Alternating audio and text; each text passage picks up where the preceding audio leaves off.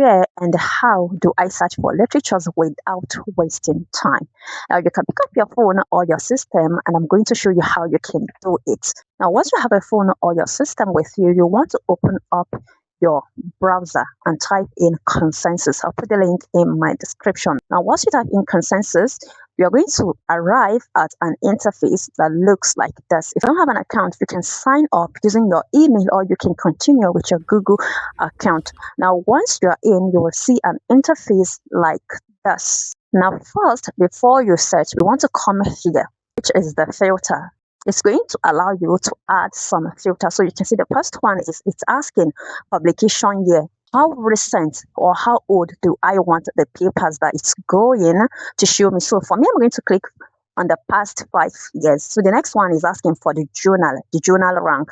So for me, I'm just going to enter Q1, Q2, and Q3. This one is asking for citation. For example, how many citations must a paper have for it to show me? So for me, the citation doesn't matter. Even if a paper hasn't been cited, it can show me. The next one is preprints. I want you to exclude preprints. I don't want preprints. I want peer-reviewed papers. And also, I'm going to click on open access because I don't have the money to pay any publisher or any journal to access a paper. So I'm going to go for open access so that I can download in case if I want. So next one is methodology. Of course, I want studies that were conducted among humans only. And duration, the duration doesn't matter actually. Publisher, yes, I want all. It doesn't matter who the publisher is.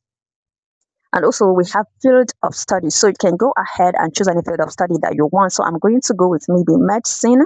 You can choose more or you can just leave it open if you want. So here you can also filter. If you want to study from a specific country, you can go ahead and add those countries. I'm going to apply this filters. Now the next thing you want to do is to type in your topic on the search bar like this. You can see it is searching through databases. Now once it's done, you can look at the summary right here, and on this side you can see your list of references. So you can click on any of these references and read the paper.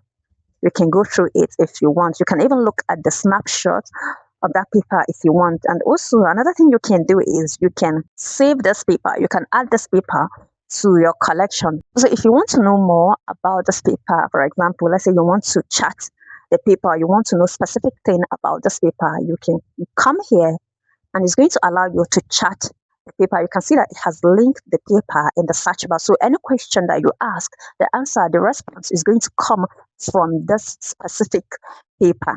So you can see I'm asking it, what is the specific finding from this paper? What are the limitations? That's if you are too lazy to read, you can actually ask the paper. And of course, another thing you can do is you can come here and download the references. If you download these references, you can add them to your reference manager, like maybe Zotero or Mendeley. So you can come here and click on PDF, and then it's going to take you to the database, and then you can read that paper in your database, and also you can download it and save it to your computer or save it to your phone. And also, if you want to chat, you can select a specific collection as well. If you've saved a lot of papers in a specific collection, you can also select that collection and chat with all of the papers in that collection as well. So with this AI tool, you get to select the kind of paper that you want. With Google Scholar, it has a filter as well, but the filter is not as extensive as this, because in Google Scholar, you cannot filter whether you want open access papers only.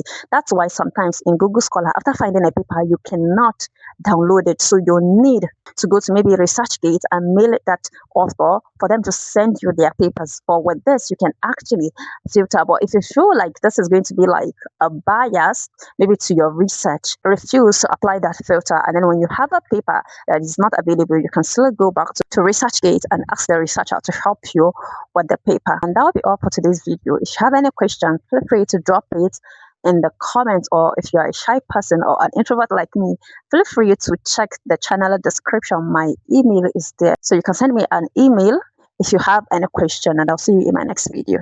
Okay.